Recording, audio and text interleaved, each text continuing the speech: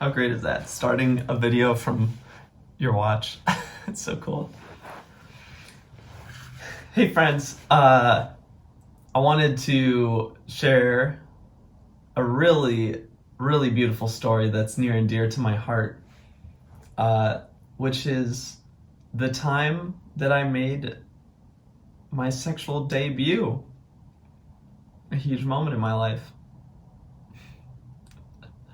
And I know that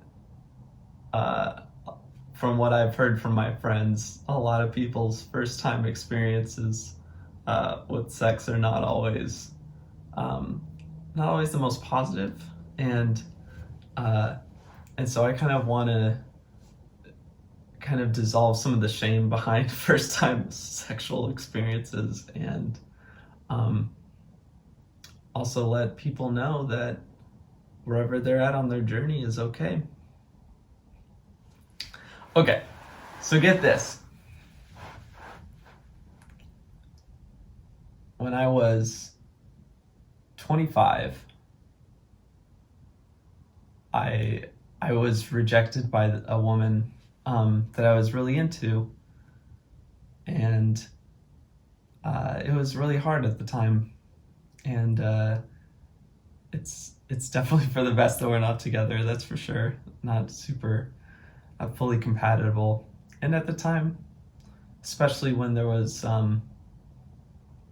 elements of not being sexually experienced, was sort of judged in that realm of the fact that when I was hanging out with her, I told her, like, yeah, I haven't had sex yet, and that I look forward to doing that, and that it's been a journey, and yeah, and part of the rejection process was her fear of being with someone that is sexually inexperienced. So that was really hard to take in when I heard that as being part of the whole overall rejection. So I was continuing to hang out with this person, kind of as friends, kind of denying myself that it was just hurting me. And the final night that I thought to myself, I don't want to do this anymore. I don't want to just be with someone that friend zoned me, and there's a lot of things that we're not compatible on, so why am I doing this, and that night, me and my best friend went to Foundation nightclub here in Seattle, when it was still around, and we were seeing just a group that was doing a lot of kind of breakbeat stuff and trap, and at that time it just felt good to get out there and just be with a male friend, and just kind of who had been super supportive of me in that situation that I was in, and just kind of being detached. So the group that was playing Bad Royale was killing it. We were getting into it. I think I had like two what were they? Rolling Rocks, like tall boys, and so did Adam. And then I saw these two girls that were standing next to us, and they were like getting down. They were having a lot of fun, and there was one of them that kind of was really like sizing me up, and I was like, ooh, okay, interesting, what's this? And then one of them went to the bathroom and said, hey, can you watch my friend while I go to the bathroom? And we're like, absolutely. So we're just dancing with her, and we're having fun, we're just talking, it's a good time, and just getting down. And then that other friend comes back, and is like, thanks for watching my friend. And then we just kind of like got down. We're just like, dancing it out, super fun. I then allowed, like, they kind of like moved in front, maybe one row of people ahead of us. And I remember her looking back multiple times, like flipping her hair, like, and like looking directly at me, like giving me the sex eyes. And I was like, okay, like what's going on here? Like something's happening. I'd be like, Adam Bulk, this girl is giving me the sex eyes. He's like, oh yeah, man, all right. So funny. So we're dancing, we're having a good time. Then it gets to the end of the night, around like 1:45 a.m. and the lights come on.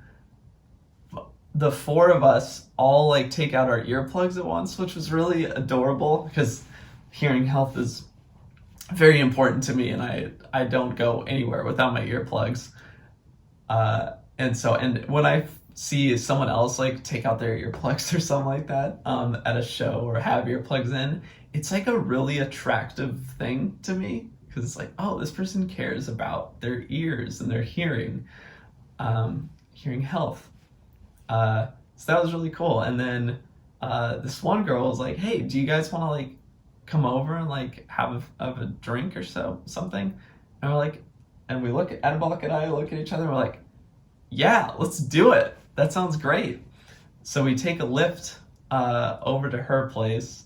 It was in the Wallingford area of Seattle. And it was a pretty short trip. It was like 10 minutes or something like that. And I just remember this person asking me such great questions about myself and like showing true interest in who I was, like what I was doing. And I would kind of like ask some questions, but also just be like, deep down, I'm like, I don't know what I'm doing. Like, what is going on? And then we get to her place. And so imagine this is like 2 a.m. and her and her friend go in this other room and are like, hey, we're going to like just talk for a second, then we'll be right out. And so we're in this lower downstairs area and I'm just jumping on this small trampoline and Balk is like, it's like, so what have we gotten? Look at where our night's gone here. And I'm like, as I'm bouncing on this trampoline, I'm like, I know, Balk, like, it's crazy. Like, who knows what's going to happen here? And then she comes out and is like, hey, my friend's going to, like, just crash. And she's like, sometimes I just don't understand why people don't want to hang out. Like, it was really funny. Like, a little, like, frustration of her friend to us, and but also like really honest. Like I felt this realm of honesty and authenticity from her right away that it was like different, very, very, very magnetizing quality. And then we went upstairs and we have one drink, and we just chatted for the next maybe 30-40 minutes or so, and just it was just like, oh wow, yeah, we found another like awesome person, another friend, and so her name is Lauren. Lauren and Balk and I are talking, and then this is where a lot started to change for me, which is, I remember I'm sitting there. I used to not know how to make moves or kind of like feel things out fully, like try things and see how like people respond. And she just like got this blanket as we're talking to Adam Bullock. He's on a different couch. She just sits right next to me, puts a blanket over us, and like then like starts like to put my hand like on her thigh and like rub her thigh, and then eventually like put my hand on like her boobs and like just kind of like this like giving consent, but like not in just a very like aggressive way. It was just like very like forward and assertive. I was like, oh, this is how you move things along. Like how, like I was blown away. It was just so pure. It was like this confidence. What I still to this day call it pure confidence. And after this like great conversation that we have, Adabot goes, well, Seth Pearson, it looks like you're probably gonna stay here for a little bit, so I'm gonna take a taxi home. I'm like, yep, Adabot, that sounds great. Okay. And so he leaves, and I still am thinking like, I don't know what I'm doing. I'm not really like tipsy or anything, like 3 drinks over the course of 4 or 5 hours, you know, but I'm kind of like tired, such I don't know what I'm doing. I'm like, I want to move forward with this, and I still don't know what's going to happen. But all signs are pointing to good things here. And so Balk leaves, and then Lauren says, I'm going to go to the bathroom really quick. Do you need to go to the bathroom? So we both go to the bathroom. We come back. She sets the lighting really nice. And I'm still, you know, just sitting on the couch again. And she just comes up to me and just starts making out with me. Again, this very like forward and assertive and confident, beautiful move, like that I'd never seen before. So I didn't know that I could access that myself. And so now to this day, I think back to those moments leading up to that, of being like, if this is coming from a pure place, and of course consent is a green light all around, it's okay to make a move. It's okay to put yourself out there. I was told I was in this nice guy realm for so long. And parts of me still falls into that. Don't get me wrong. I'm still learning.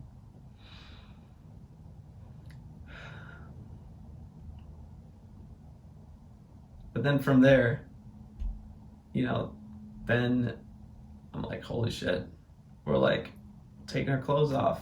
We're getting on the floor. We're getting on the floor of her living room. And we start having sex. And we do like a few different positions. And there's a few parts where there was this moment where I slipped out like 2 or 3 times in a row. And I kind of like laughed and I said, ha, new experiences.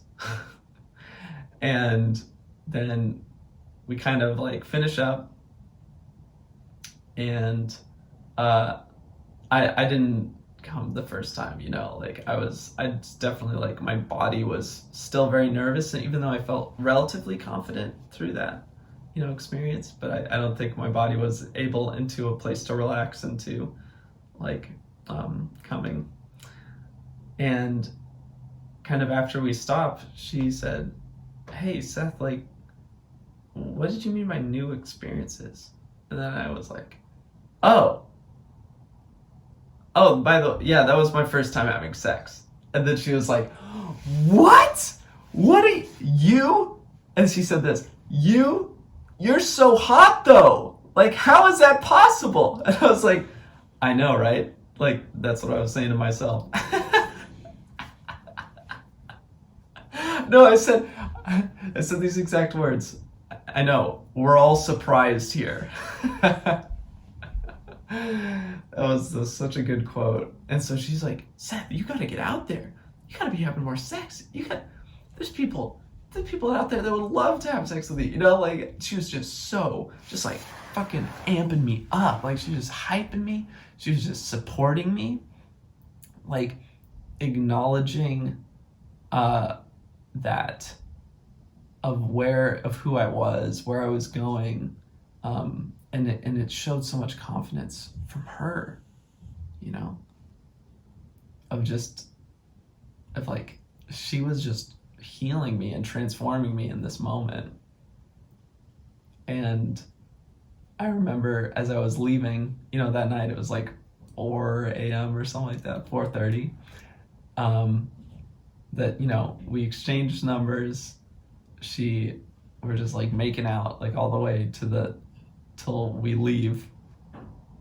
And then she like slaps me on the butt as I'm leaving. It's like go get him, Tiger. I'm just like, and then like says goodbye and closed the door. Like, I not only found an amazing person, I made like a new amazing friend. I had my sexual debut. I was still not great, you know, at all forms of sex, which she has since then said, Seth, you're not. You were fine. You were great. And I was like, okay. Felt like, yeah. And because of being with someone that was so confident, she wanted the best for me, you know? And we're still friends to this day, and she has helped me grow immensely since then. And I could never ask for a better first time experience. I mean, even my best friend's involved in this story. Like, how beautiful is that? So, yeah, it's every person's debut is different, and they're all beautiful. And this was mine. I was 25 years old. You know, there's more around this whole story, but like, it's wherever you are at, you're okay. Just so you know. And Lauren was one of the first people, I think, that really like said the words like self-love to me. So that was also pretty monumental. So I think back to that moment all the time and smile. It's just it's beautiful. Beautiful way to start to make my sexual debut. Okay, friends, I hope you enjoyed this story. Love yourselves out there, and anything is possible. For reals. For reals. Take care.